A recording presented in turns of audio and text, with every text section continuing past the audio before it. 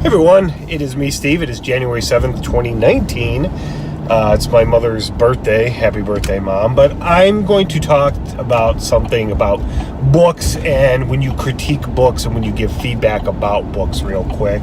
So it's not a geo-rant. It's nothing like that. So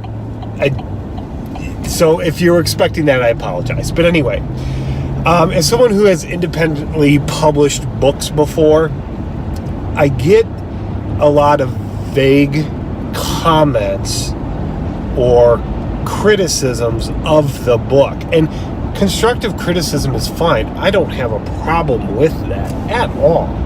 But when people leave vague, incomplete, like obnoxious comments, I don't want to say bad, because most people aren't jerks when they're writing a book review. It's not the internet. But there are things like I write mostly roadside geology books, and those are very technical in nature. Well, the thing with technical writing is people will often, who aren't really familiar with it or don't really read the whole thing. Yeah, there are those people. And I've actually run across this before, because in the introduction I always put in my guidebooks that I do it via GPS and not via landmarks, and the maps or the site locations are just general guides, because you can directly tap into your smartphone or your GPS or anything, GPS coordinates, that will drop you right there. So you don't need a specific maps and directions, and there's people who don't read that part. Well, that's on you. Sorry. Another problem I've noticed is that I will sometimes, there will be a couple spelling errors that get through, especially in a first edition. Statistically, that's likely to happen, one spelling error for every 50 pages or so. It happens. So if you're going to sit there and say there is spelling errors, be specific. Tell me the page, the word, the line. Don't sit there and say there were spelling errors. That's not helpful. Another thing that's often dumb and annoying are when people say there were grammatical errors. Now, grammatical errors mean different things to different people, all right? Grammar has changed since I was a kid. When I was taught, even up through high school and college, is not what grammar is today. I was always told you never end a sentence with a preposition. Apparently that's acceptable. Or you never start a sentence with but or because. Apparently that's acceptable now. However, I was always told that when you use however, you stop a sentence, start it with however, comma. Apparently you don't do it. Apparently you can drop it in the middle of the sentence and surround it with commas now. So things change. So if you're going to sit there and say there are grammatical errors, be specific. However, I notice a lot of people, when they say grammatical errors, they mean it doesn't read well for them as they read it. That is not grammar, okay? That is just the flow of the book.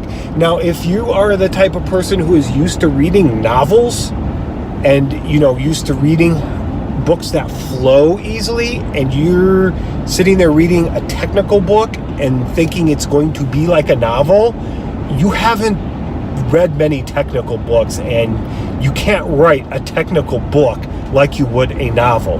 If you can try, but you're going to lose everything. You're going to lose the relevant data, because that's not how it is. I mean, people don't write scientific papers and journal articles like they're writing a romance novel. It's not the same thing. So if you're going to sit there and say there are grammatical errors, also, once again, be specific. And if it just doesn't flow for you, I don't know what to tell you, but I'm not going to change the format of a book and revamp it just because one person, it doesn't flow for them.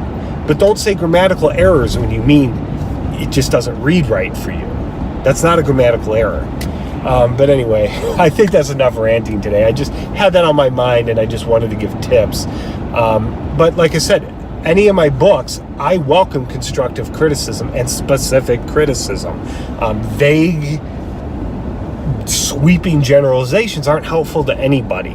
And you can say anything you want of general sweeping. I could just say this book had 10,000, grammatical errors in it. And if I just put that, what does that? It doesn't mean anything, okay?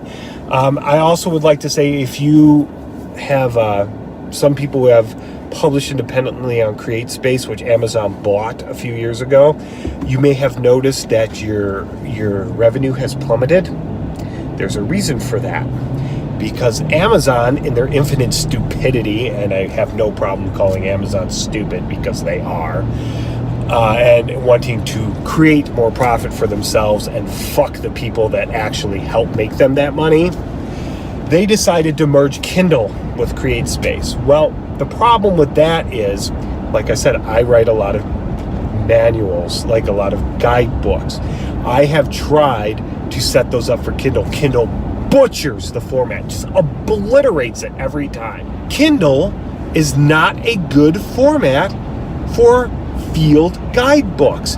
It just isn't. Anyways, you don't want a Kindle out in the field with you in the middle of the woods. It's just dumb. I mean, yeah, some of these guidebooks are $20, but you know, if you rip a page or two, it's not the end of the world. And even if you did decimate it, it's only going to cost you $20 to replace. You destroy your Kindle out in the middle of the woods, good luck getting it replaced for $20. So paperback books still have their uses and purpose. So, but the reason why they did that is, I mean, if you're writing novels, it's no big deal. Just a bunch of words with no pictures. The format and setup isn't that big of a deal.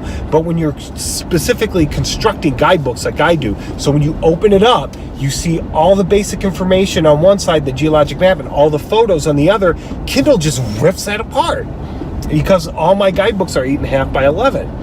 And they did that. Amazon merged it with Kindle, thinking everyone was going to move everything to electronic books. Everyone's going to move everything to Kindle.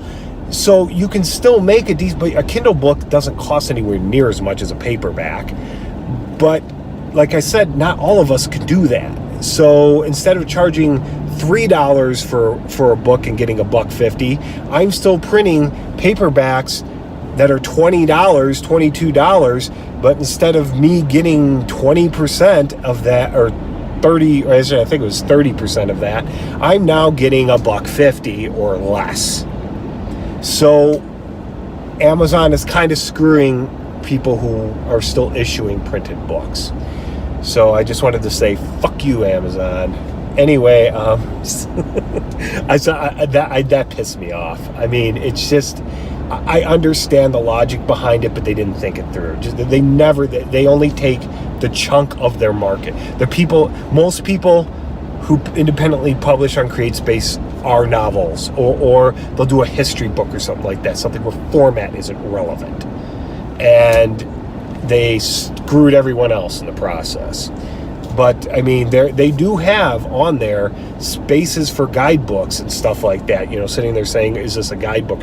So they are aware that a large number of the people that publish independently do make guidebooks, but apparently they don't care. So anyway, I think that's it. If you have any comments or questions, leave them below, and I'm done with that rant.